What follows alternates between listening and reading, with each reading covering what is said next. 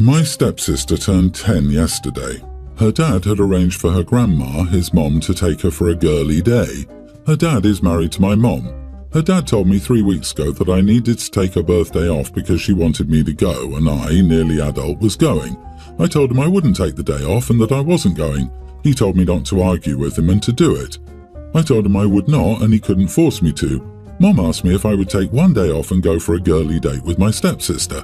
She said she felt lonely and wanted me there because she idolized me. I told Mom I didn't want to spend a whole day with her and her grandma and I had better things to do. Mom didn't like it, but she let the topic drop. Nobody else mentioned it again after my mom, and then yesterday came and I went to work as usual, and my mom's husband started calling and texting me, demanding that I leave work and go with his daughter and mom. I ignored him and turned my phone off. He showed up where I work and my boss kicked him out because he was causing such a big disruption. I got home later than usual because I went to my grandma's house after work, but when I did get home he was waiting for me, and he said his daughter got home early from her girly day because she was upset I didn't show up and she'd been expecting me. I told him that I'd never agreed to go and he shouldn't have made any promises that I would. He told me he ordered me to call off work and I should have done it. He complained that I'd ruined his daughter's birthday and crushed her soul and I should be damn ashamed of myself. My mom, her husband and I had an early birthday dinner last week to celebrate my stepsister. Things are still very tense and my stepsister is upset about yesterday. I heard her crying to Dad earlier about it. It doesn't surprise me my mom is on his side. Her boyfriends always came first. Am I the idiot for ruining my stepsister's birthday? He told me he ordered me to take off work. Who the heck does he think he is? God? He's not your boss, not anyone of authority to you. He can't order you to do anything. This makes me angry. I saw a meme on Facebook the other day with a book titled, "Why Some People Deserve to Be in Cages." It seems fitting here. You are not the idiot. Your stepfather ruined his daughter's birthday, not you, because if he'd given you a warning, you could have planned for it. Every job I've ever had wanted at least 2 weeks' notice for requests off, and the more notice you gave, the more likely you were to get the day you wanted off because it was a first-come, first-served basis. But that's your choice. You already did dinner for her birthday. You didn't want to do a girl's day. You get to have a preference. Is he going to give you the money from lost wages? Doubt it. He endangered her job by throwing a tantrum at her work because she refused to take an unpaid day off, which also could have endangered her job to cater to his little princess. What an idiot. Work is important. No one can demand you to take time off work to do something else. I can't believe they show up at your work. As soon as you're able to, move out of this toxic bullying environment. Her boyfriends always came first. Oh God, I had one of those. I'm so sorry, you deserve better. Keep standing up for yourself. They told her a lie. Talk to her privately and let her know you already told your parents you wouldn't be attending, but if she wants, you and her can do something. Just the two of you. Definitely save up and move, because his response is a no.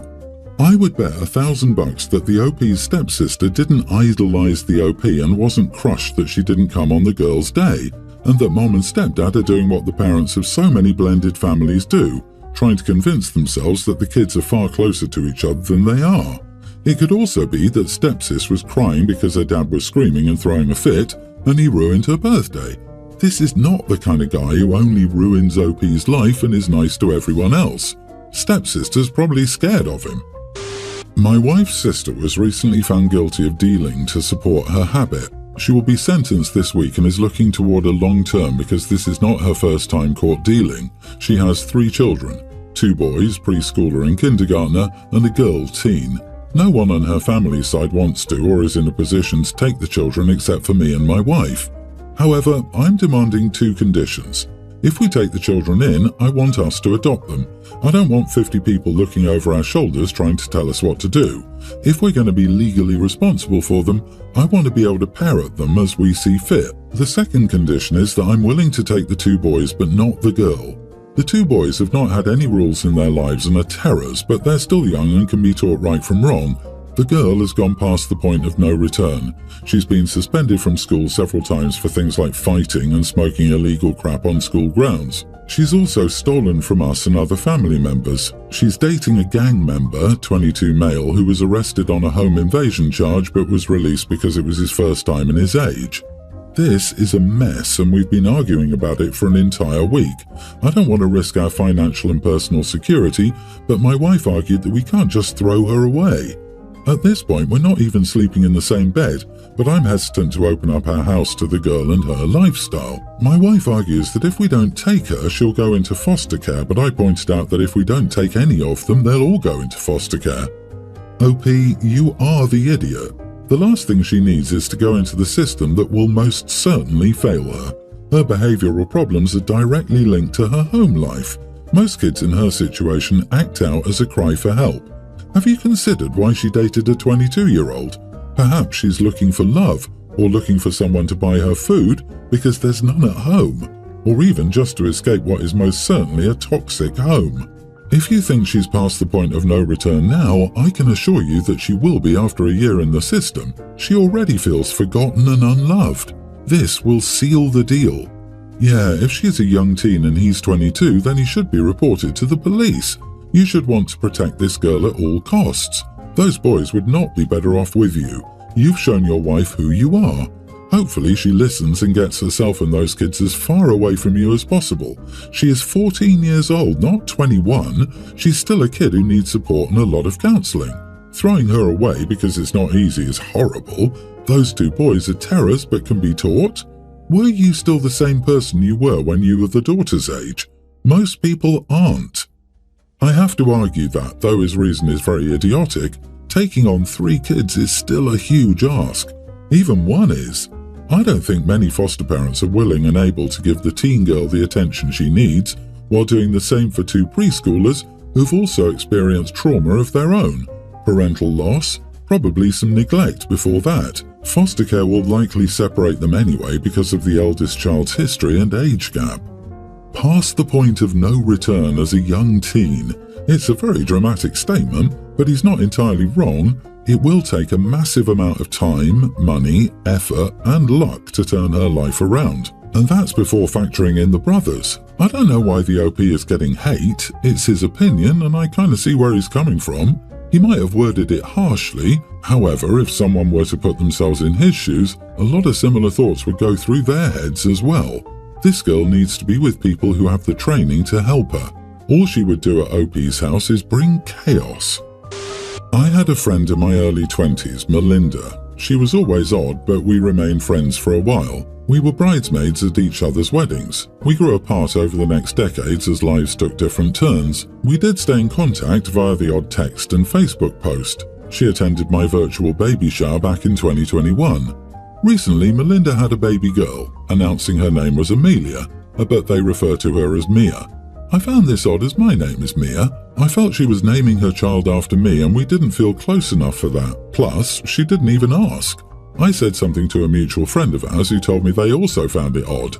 I didn't say anything at first, then I saw Melinda with her husband and the baby at another friend's party. She showed me the baby and I half joked, "Yeah, my namesake." She gave me an odd look and I said, "Her name is Mia. I'm Mia." Melinda said her name was Amelia and Mia was a nickname, while my full name was just Mia. I said I understood, but she still had to have named her after me, saying it was odd but cute. Melinda got a weird look on her face and said, "No, we named her after her husband's mother." I nodded and she was clearly annoyed. She asked why I assumed I named the baby after her. I said it was just a weird coincidence and seemed like something she would do. Melinda said, "You're not important enough for me to name a baby after." I told her that was rude and she said, "So is trying to imply she's odd because her baby and I have the same name." Our mutual friends feel I shouldn't have brought it up at all. Some feel that in spite of that, she took it too far by saying I'm not important enough. Am I the idiot? You are the idiot. Why do so many people think they have some kind of weird ownership of names? You're not the only Mia. Mia isn't even that unusual of a name. It's currently the 8th most common name for a baby girl. Spoiler, if a friend picked a name because of you, they'd tell you. That she didn't and that you've grown apart should indicate that it had nothing to do with you. I had a cat named Mia back in 2000. I think OP was probably named after my cat since she seems to be about the right age based on her behaviour. The world does not revolve around you. Why are you upset that she thinks you're not important enough in her life to name a baby after you when you also think that? You noted that you're not close enough to each other for that, so you should be glad that she confirmed she feels the same way. Exactly. Even after being told the child was named after her paternal grandmother or great-grandmother, OP still thought she was factored into the naming decision. Melinda couldn't have been more clear that OP wasn't a consideration at all in the naming, especially as it's only the child's nickname that matches OP. And yet, OP still thinks it's weird and she was a factor in the naming. Honey, your ego must be huge, and hopefully this brought it down a little. The second-hand embarrassment is real here. I, 28 male, recently went on a flight. It was an emergency flight I had to book last minute, so my options for seats were limited as the flight was nearly full. Currently, my arm is in a sling due to a shoulder injury. I was also given some pain meds and a muscle relaxant. I'm 196 centimeters in height. Planes get uncomfortable as it is. So I get on this plane, find my seat, take my pills, cross my arms and close my eyes. Sitting next to me was a couple. I overheard them argue, him wanting to sit in the middle, which was her assigned seat, and her saying no and sitting down. He sits down in his aisle seat, sounds frustrated, and starts grumbling to her. They whisper and argue. I stop listening. I used to be military and usually have no problem sleeping in a sitting position. I don't move either, but for some reason the medications maybe, but I ended up falling asleep and waking up with my head on this woman. I don't know how it happened, but not once did she wake me or nudge me to move. I woke up on my own maybe 20 minutes later, realized I was leaning on her, and apologized. She smiled and told me not to worry about it. She wasn't upset and tried to offer me her sleeping pillow thing to share. Hearing us talking, the man opens his eyes and takes out his earphones. He's got anger flashing on his face. He starts arguing with me. He accuses me of flirting. I don't engage much. She talks him down. I fall back asleep. I ended up doing it again. I still don't know how it happened. I actively tried not to tilt my head that way. I wake up leaning on her. I'm thrown off by it. I apologize. She starts insisting it's okay, then he wakes up. It's Groundhog Day. He's angry again and calls me an idiot. This nosy old lady in front of us turns around and gets involved. Why do you keep doing this? Do you understand English? I apologise to the couple a final time in a way as if to terminate the conversation altogether. I raise a brow at the old lady and apologise, I admit somewhat passive-aggressively, to her too. This time I fought to stay awake for the rest of the flight to avoid this. I keep my eyes closed but I don't sleep. The woman next to me keeps trying to talk to me, asking about my injury, asking me if I'm Korean and offering me things, and I wish she wouldn't because it's her partner whose reactions are then making me angry. The flight was awful. Who's the idiot here? What does speaking English have to do with anything? You are not the idiot. You didn't do it on purpose. That guy is a weirdo and that woman shouldn't have gotten involved. The girl you fell asleep against didn't have a problem, so I don't see why others do. I feel like the woman he fell asleep on was stirring the pot. She keeps trying to talk to me, asks about my injury, asks me if I'm Korean and offers me things. Who the heck offers a pillow to share with a stranger while a boyfriend is already clearly upset at the closeness? Did she offer for both of them to use the pillow at the same time? Why would she make OP even more uncomfortable? I slept and drooled on this old white guy, and we only noticed when I woke up, that little lingering line as my face was backing away from his shoulder. The gent took it like a champ and chuckled and said that sleep that makes you drool is the sweetest kind of sleep. That man was so damn chill. I hope to be that chill when people pass out on my shoulder. That poor girl should reconsider their relationship. A bit of jealousy is fine, but if it gets to the point she can't talk to a stranger because the boyfriend will get angry, run. Maybe the boyfriend was secretly jealous OP wasn't lying on his shoulder. What an insecure ass. I'm disappointed she had a boyfriend because this sounds like the ultimate meet cute in any rom-com, minus the racist woman up front. You're on pain meds and in a damn sling, for God's sake. Any person with a modicum of common sense would realize you're not in control of your body when you're sleeping. Just be grateful it wasn't her boyfriend sitting in the middle. LOL. My parents divorced when I, a teen male, was 4. My mom remarried right away, but that marriage didn't last long. It took my father 3 years after the divorce to meet someone and another 2 years to marry my stepmother, whom I will refer to as Claudia. I wasn't happy when my father married Claudia, as I was stuck in a fantasy world where my biological parents would still be together, but I quickly learned to love Claudia and consider her family. She's a very sweet woman who has treated me well since I met her. Claudia has a passion for baking. She bakes a lot whenever I'm around. I've eaten enough of her stuff to know I love her baking, especially her chocolate cake. Chocolate is my favorite flavor of cake. However, whenever my birthday came up, I couldn't get the chocolate cake I wanted since some people in my mom's family, including my mom, were allergic to chocolate. Every single birthday, I'm stuck eating a mediocre cake in a flavor I don't like. I never complained about it since it would make my mom upset. It was a bummer to blow out the candles on a cake I didn't want. My birthday is coming up in a week. My mom always plans out the party without consulting me or my dad, and she texted me to tell that she'd already pre-ordered a strawberry vanilla cake and asked me to pick it up on my way to the party when the day comes. I became visibly upset as I was forced to blow out the candles and eat a cake I didn't want for another year in a row. Claudia saw me get upset and asked me why. I said everything was fine, but she responded in a slightly demanding voice once again, asking why I was upset. I decided to open up and tell her about my frustration with every year eating a birthday cake I don't like and just wanting my own damn cake on my birthday. She offered to bake me a small chocolate cake that I could have on my birthday. She proposed that the candles be on that cake, and the cake that my mom ordered would have no candles but would still be there for those who are allergic to chocolate. To me, it's a win-win situation. I get the cake I want, and everyone else gets something that suits them. I was delighted at the idea, and I decided to text my mom about it. Mom wasn't happy with the idea. She called me, screaming at me for being ungrateful and calling Claudia dirty names. I practically begged my mom to at least grant me this once. I know it's just a cake, but eating what I like on my birthday for once would make me so happy. My mom again said no. I decided to bluff and tell her that I could have 2 separate celebrations, one with my dad and Claudia and another with her and her family, but that I wouldn't be blowing out the candles on the cake she ordered and that I'd invite my friends to my celebration, not hers. She became even more upset and hung up.